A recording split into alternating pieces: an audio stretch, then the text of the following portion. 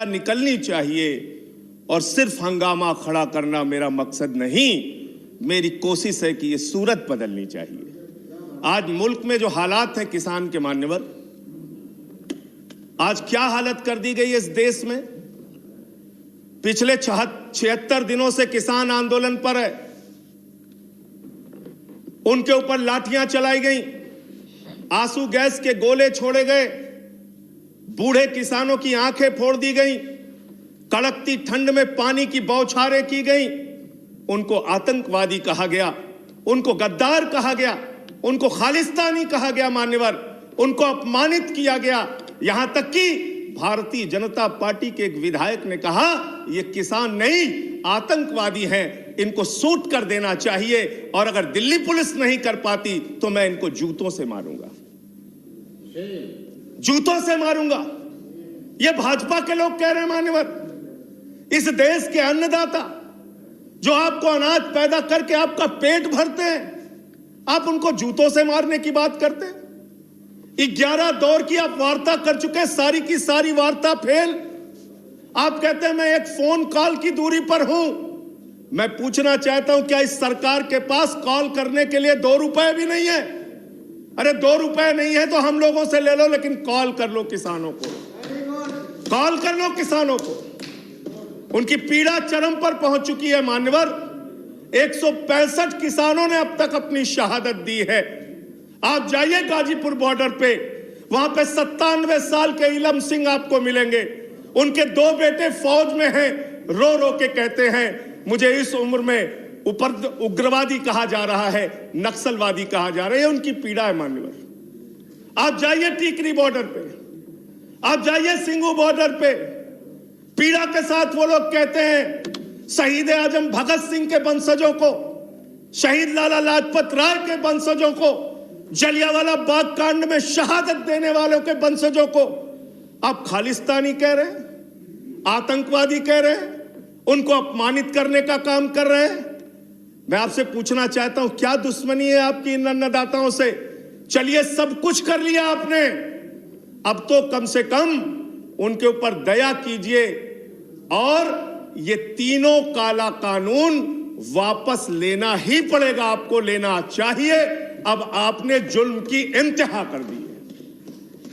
आप चले जाइए गाजीपुर बॉर्डर पे मान्यवर, कटीले तार, बड़े बड़े कीले गाड़ दी गई हैं, 12-12 इंच की कीले सड़कों पे गाड़ दी गई हैं। देखकर ऐसा लगता है कि दुश्मन देश की सेना आने वाली है। ऐसी स्थितियां दो परिस्थितियों में जन्म लेती हैं मान्यवर। जब देश का शासक अपनी जनता से डरने लगता है तो ऐसी सीमाएं बेड़ियां बनवाता है, या देश की जनता को शत्रु समझने लगता है तब ऐसी बेड़ियां लगवाता है। यह हो रहा है मान्यवर। आज इनके जुर्म के कारण हिंदुस्तान के महान किसान नेता बाबा महेंद्र सिंह टिकैत के बेटे राकेश टिकैत को रोना पड़ा और यह कहना पड़ा कि भाजपा के लोग घेर कर हमें लाठियों से पीटना चाहते हैं। यह आप करा रहे हैं, यह आप करा रहे हैं। आप डेमोक्रेसी की बात यहां पर करते हैं, आप आजादी की बात यहां पर करते हैं। आपने इस देश की हालत यह बना रखी है कि राजदीप सरदेसाई जैसे वरिष्ठ पत्रकार के ऊपर आपने मुकदमे दर्ज करके पत्रकारिता को भी दबाने और उसको कुचलने का काम किया। हर तरफ जुल्म, हर तरफ FIR, हर तरफ मुकदमे। जो पानी पहुंचा रहा है उस पे मुकदमा, जो डीजल दे रहा है उस पे मुकदमा, जो खाने का इंतजाम कर रहा है उस पे मुकदमा। NIA लगा दो, CBI लगा दो, पुलिस लगा दो, जांच लगा दो। अरे वो आपके देश के नागरिक हैं। माननीय डिप्टी चेयरमैन साहब, प्लीज मैं अपनी तरफ से कृपया शांति रखें। माननीय राष्ट्रपति के भाषण का धन्यवाद करने खड़ा हुआ हूं।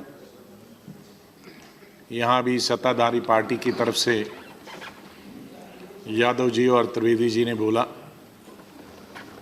यादव जी को तो बहुत अच्छे तरह से बड़े अरसों से मैं जानता हूँ, लेकिन त्रिवेदी जी का ज्ञान सुनने को पहली दफ़ा सदन में मौका मिला।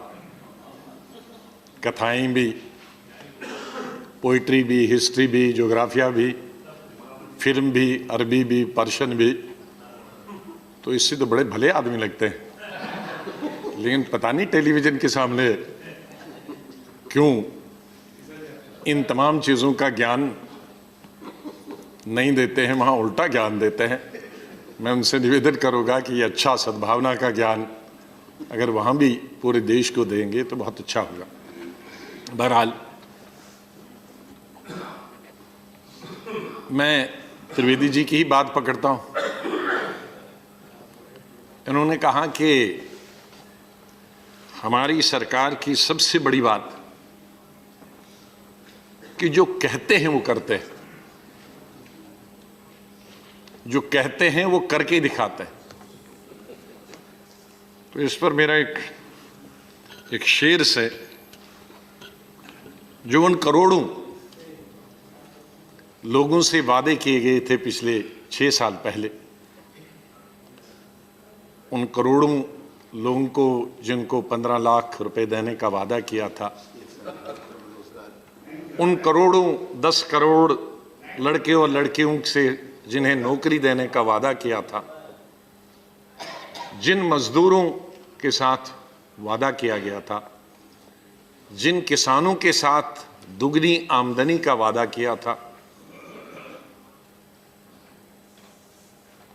जिन करोड़ों लोगों के साथ ये वादा किया गया था कि महंगाई खत्म की जाएगी, बेकारी खत्म की जाएगी, बेरोजगारी खत्म की जाएगी, अमन और शांति होगी और सबका साथ सबका विकास होगा, उन करोड़ों लोगों से की तरफ से मैं ये कहना चाहता हूँ कि अगर आप सब कुछ जो कहते हैं वो करते हैं तो क्यों नहीं उनकी तरफ से ये कहता हूँ, तेरे वादे पे जिए हम तो ये जान झूठ जाना, तेरे वादे पे जिए हम तो ये जान झूठ जाना कि खुशी से मर न जाते अगर एतबार होता। तो इसका ये कहना है, तेरे वादे पे जिए तो ये जान झूठ जाना कि अगर मैं तेरे वादे पे जीऊंगा और मैं कहूंगा कि मैं मान गया तो ये समझ लेना मैं बिल्कुल झूठ कह रहा हूं, क्योंकि मुझे एतबार ही नहीं है, आप कभी सच बोल ही नहीं सकते, और अगर आप सच बोलते तो मैं खुशी से मर जाता। तो इसलिए ये कहना, अब सिलेक्टिव ठीक करते हैं।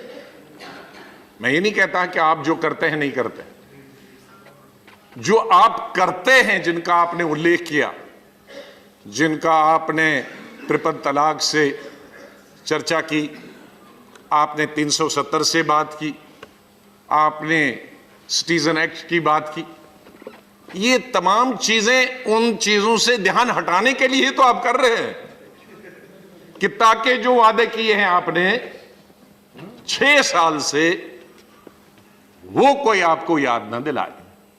आपको 15 लाख याद दिलाए ना कोई दिलाए, आपको 10 करोड़ कोई याद ना दिलाए नौकरी का, आपको किसानों के साथ आपने वादे किए थे वो याद न दिलाए, वो महंगाई खत्म करने के जो आपने वादे किए थे वो याद न दिलाए, रुपया काला धन लाने की जो आपने वादे किए थे वो याद न दिलाए, रुपए की गिरती हुई कीमत को जब आप मनमोहन सिंह जी को माननीय प्रधानमंत्री ने कहा था दिल्ली में होड़ लगी है कि रुपए की कीमत का विकार पहले खत्म होगा कि सरकार का, इसके बीच में होड़ लगी है। आज किसके बीच में होड़ लगी है ये कोई याद न दिलाए। इसलिए ये तमाम चीजें, तो अगर आप कंस्ट्रक्टिव चीजें लाती तो हम आप सलाम करते, झुक के सलाम करते, लेकिन आप डिस्ट्रक्टिव चीजें लाते हैं, आपको तोड़ने की चीजें लाते हैं, आप जोड़ने के लिए देश को नहीं करते हैं, तोड़ने का काम करते हैं। और ये तोड़ने का काम ताकि 24 घंटे, ये शाहीन बाग वगैरह ये क्या है, ये तो आपकी क्रिएशन है। आप ऐसे काम करोगे तो शाहीन बाग हो ही जाएंगे पूरे हिंदुस्तान। अब जामिया मिलिया हो गया, आप बुरके पहन के जाओगे और जेएनयू में जाओगे, ये काम तो हो गई। मुसीबत इस सरकार की है, ये सरकार भी चलाना चाहती है, ये विपक्ष का रोल भी करना चाहती हैं। सड़क पे जो लोग दूसरे करते हैं रात दिन, वो काम भी खुद ही करना चाहते हैं। तो कितने काम कर सकेंगे आप? कोई एक काम तो आप रिस्पांसिबिलिटी सरकार चलाने का काम लीजिए, विपक्ष का काम चलने के लिए तोड़ने का काम चला लीजिए, सच बोलने या सच के उलट जो बोलते हैं पार्लियामेंट में नहीं उसकी अनुमति है, वो बोलने का काम भी वो भी आप ही के ठेके है। अफवाहें फैलाने का काम भी आपके ठेके है। गलत कानून बनाना जिसमें किसी से नहीं पूछना है, विपक्ष से नहीं पूछना है, लोकतंत्र को खत्म करना हो वो भी आप ही से। इंस्टीट्यूशंस को खत्म करना है वो भी आपका ही काम ले लें। तो कितने काम आप हाथ में लेंगे? इतना काम लेंगे तो यही हाल देश का होगा, ये शाहीन बाग बनेगी। और ये जो आपने फैलाया है उस पर मैं बाद में बताऊंगा, उसमें अभी नहीं जाना चाहता हूं। तो इसलिए माननीय राष्ट्रपति के भाषण में हमें जो उम्मीद थी वो थी इस ब्लैक मनी के बारे में कुछ चर्चा हो।